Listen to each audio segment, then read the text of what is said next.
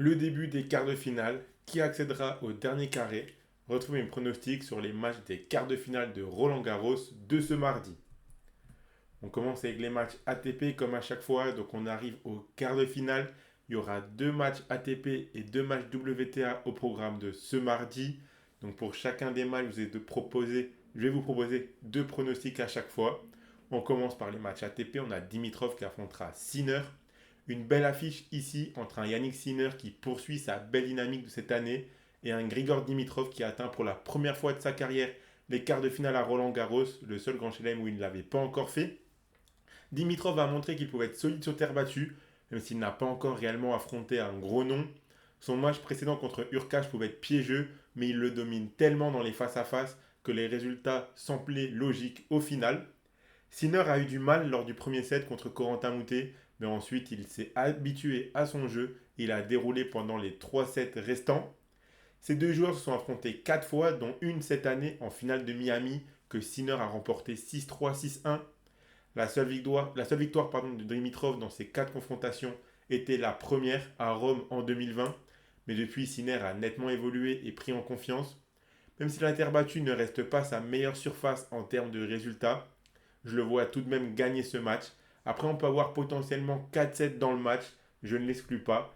Mais donc, je suis parti sur le plus de 3,57 côté à 1,63.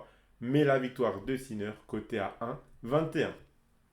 L'autre quart de finale de ce mardi, ce sera la night session entre Stefanos Tsitsipas et Carlos Alcaraz. J'attends ce match avec beaucoup d'impatience.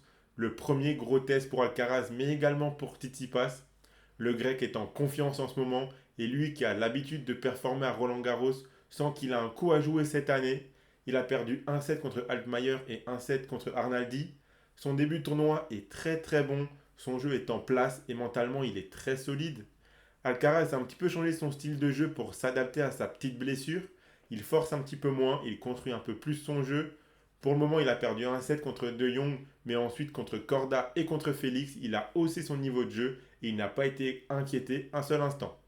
Ce match annonce très intéressant pour voir le réel potentiel de ces deux joueurs dans ce tournoi. Tsitsipas devrait éviter de penser au face-à-face car il est mené 5-0 par l'Espagnol. Et le match le plus récent était l'année dernière ici, en quart de finale déjà, où Alcaraz avait déroulé 6-2, 6-1, 7-6. Sauf que le ressenti que j'ai est que nous n'avons pas le même Alcaraz et pas le même Tsitsipas non plus. Ce match peut être plus serré à mon avis que celui de l'année dernière, mais je pense que l'aspect mental des face-à-face fera la différence au final. Et Alcaraz me semble tout de même solide dans ce tournoi, il m'a quand même pas mal rassuré.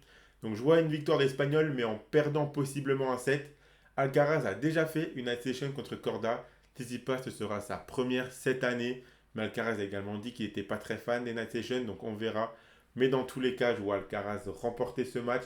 Mais comme le match précédent, je pense qu'on peut avoir un match assez long. Donc le plus de 3,57 est également coté à 1,63. Et la victoire d'Alcaraz est cotée à 1,25. Vous pouvez miser sur ces matchs avec Unibet qui vous offre 10 euros de free bet gratuitement lors de votre inscription avec le code RDJ Gold sans même faire le moindre dépôt, en plus du bonus habituel de 100 euros. Et je rappelle que les free bets sont des crédits de jeu non retirables que vous devez obligatoirement jouer.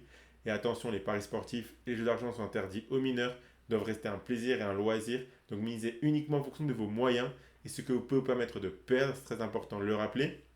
Je vous invite à vous abonner à notre chaîne YouTube et à nous suivre sur nos réseaux sociaux pour ne rien rater. On passe maintenant aux deux quarts de finale féminins qu'on aura ce mardi. On aura tout d'abord une affiche entre Gauff et Jabber. Cette affiche est extrêmement intéressante. On a une américaine qui, malgré son petit manque de confiance au service en ce moment, réalise un début de tournoi incroyable. Elle n'a pas perdu de set, elle n'a même pas dépassé le 6-4 lors de ses 4 premiers matchs. Jabber retrouve un petit peu de confiance et un peu de plaisir à jouer. Cela faisait longtemps qu'elle n'avait plus remporté 4 matchs de suite. Elle a perdu un set contre Osorio, mais ses matchs contre Fernandez et contre Clara Tauson étaient solides. Gauff mène 4-2 dans les face-à-face, dont 2-1 sur terre battue. Gauff avait d'ailleurs gagné 6-3, 6-1 à Roland Garros en 2021 en huitième de finale. Normalement, Gauff devrait remporter ce match vu la dynamique des derniers mois, sauf que sur cette surface, le jeu de Jabber peut la mettre en difficulté. Donc si le physique de la Tunisienne tient, je pense qu'elle peut accrocher le match. Je ne me risquerai pas à un pronostic résultat final, car ça peut être très serré selon moi. Mais je pars sur le 7 de Jabber ainsi que sur l'over-jeu, qui sont deux pronostics que j'aime beaucoup. Donc le 7 de Jabber est coté à 2,03 et le plus de 18,5 jeux dans le match, donc au moins 19 jeux, est coté à 1,42. Et les derniers quarts de finale de ce mardi, ce sera Swiatek contre Vondrousova.